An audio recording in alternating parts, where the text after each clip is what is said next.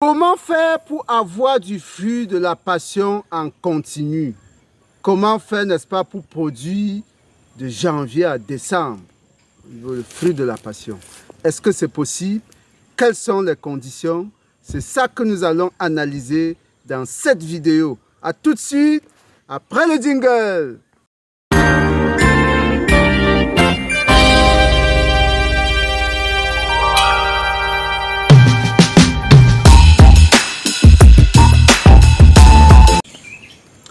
Avant donc d'arriver à notre sujet phare, c'est-à-dire la production en continu, les modalités de production en continu, nous avons d'abord deux importantes nouvelles à vous annoncer. Une très bonne nouvelle, mais aussi une très mauvaise nouvelle. C'est tout de suite. Chers agripreneurs, une fois de plus, bienvenue à la ferme intégrée de Ngoumou. Nous sommes bien là dans notre champ de passiflore, effectivement. Ça fait pratiquement 9 mois que nous avons mis cette plantation en place. C'est l'heure des bilans, bilan quantitatif, bilan au niveau, n'est-ce pas, du cash, du chiffre d'affaires. C'est l'heure vraiment de la réflexion, de l'évaluation. Aujourd'hui, justement, nous avons deux nouvelles à vous annoncer. Vous voyez, venez voir, il y a encore quand même les derniers fruits, n'est-ce pas? Il y a les derniers fruits qui tardent, n'est-ce pas, à maturer. Et même si ils subissent toujours, n'est-ce pas, vous voyez ces taches-là, ils subissent la virulence de la fameuse mouche des fruits. Nous sommes dans une zone extrêmement, n'est-ce pas, exposée. Mais on fait avec, c'est les aléas, on fait avec. Alors, on commence par quoi? La bonne nouvelle ou la mauvaise? Ah, peut-être on ne s'est pas présenté. Moi, c'est Roméo Lado, agripreneur, apiculteur, coach, motivateur, toujours dans le couloir des astuces, des méthodes, des techniques, n'est-ce pas, des stratégies pour améliorer votre rentabilité, votre productivité agro-pastorale.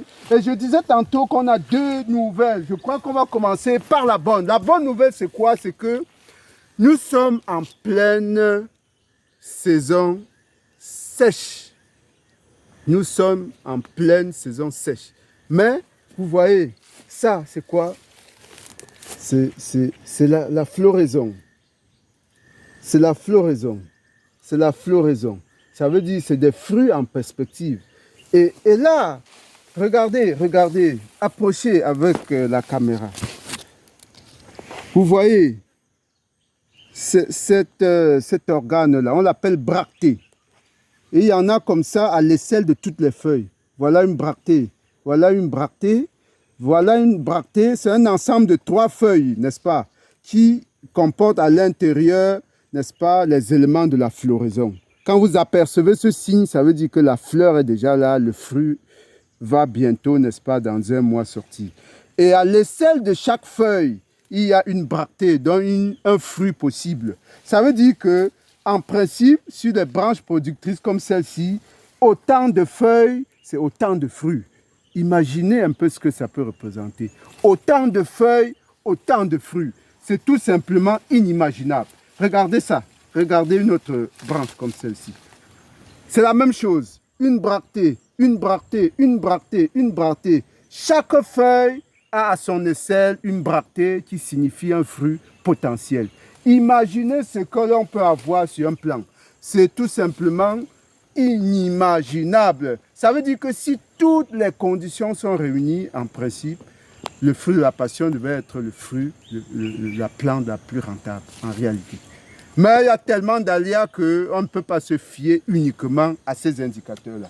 Donc la bonne nouvelle, c'est que malgré la saison sèche, la floraison est en cours.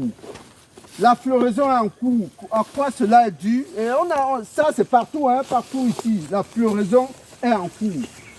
Ça, c'est dû à quoi? C'est dû justement au fait que, sans doute, hein, ça c'est ce que l'on pense, cette année, on a une prolongation des pluies, pratiquement 1 mois de plus. Au lieu que les pluies s'achèvent le 15 novembre, comme à l'accoutumée, elles sont allées pratiquement jusqu'à la mi-décembre, par là, jusqu'à la mi-décembre. Et ça c'était pour le bonheur des plantes. Les plantes ont continué à végéter, à fleurir. Et c'est le même visage partout. Vous avez les fleurs partout. Et c'est ça la bonne nouvelle, justement, que nous voulions vous annoncer. Et tout de suite, après, on passe à la mauvaise nouvelle. Alors, c'est quoi la mauvaise nouvelle? Soyez très vigilants. Approchez, caméraman. Alors, nous allons toujours aller au niveau de nos bractées, de nos différentes bractées pour observer ce qui se passe. Alors, ça, c'est une bractée qui est en évolution. Vous voyez que la couleur est en train de changer, ça va déjà au jaune là. Quand ça va au jaune, ça veut dire qu'il y a un problème. Vous voyez que la bractée est vide, il n'y a rien à l'intérieur. C'est un problème. Alors, nous évoluons, nous analysons une autre bractée. Ici, là, effectivement, elle vire également au jaune. Vous voyez, il n'y a rien à l'intérieur. Au toucher, d'ailleurs, même, il s'effrite. Alors, on continue. Ici, on a une bractée qui évolue en fleur, mais vous voyez que la fleur se fane même déjà. C'est un problème. Elle tombe d'ailleurs facilement. Et la suivante, c'est la même chose. Vous voyez que la fleur est en train de se faner. Au toucher, au simple toucher, elle tombe. Et finalement, on a des bractées vides. Il en sera, chers agripreneurs, il en sera ainsi pour tous ces milliers, je dis bien ces milliers de fleurs que vous pouvez imaginer dans cette superficie qui couvre à peu près un quart d'hectare. Il en sera ainsi pour ces milliers de fleurs. Voilà la mauvaise nouvelle, c'est-à-dire que cette floraison magnifique, fantastique, extraordinaire, malheureusement, n'est-ce pas, à 100% ne portera, ou bien à 95% ne pourra pas arriver à terme parce qu'il y aura des avortements comme ça successifs. Mais pourquoi? Parce qu'il n'y a pas de pluie, nous sommes en saison sèche. Ah oui, la phase de floraison est une phase qui nécessite justement beaucoup d'eau, n'est-ce pas, pour nourrir. Vous savez, le fruit de la passion, c'est du jus. À plus de 60-75%, c'est du jus à l'intérieur. Donc, il faut de l'eau pour pouvoir constituer le fruit. Donc, la plante est en fort stress au moment, n'est-ce pas, de la floraison. Ça veut dire qu'avec tout ce soleil-là, il aurait fallu une bonne alimentation en nous. C'est là où nous arrivons justement à répondre à la question, à savoir comment produire la passiflore en continu. La réponse est évidente. Il faut mettre de l'irrigation sur pied.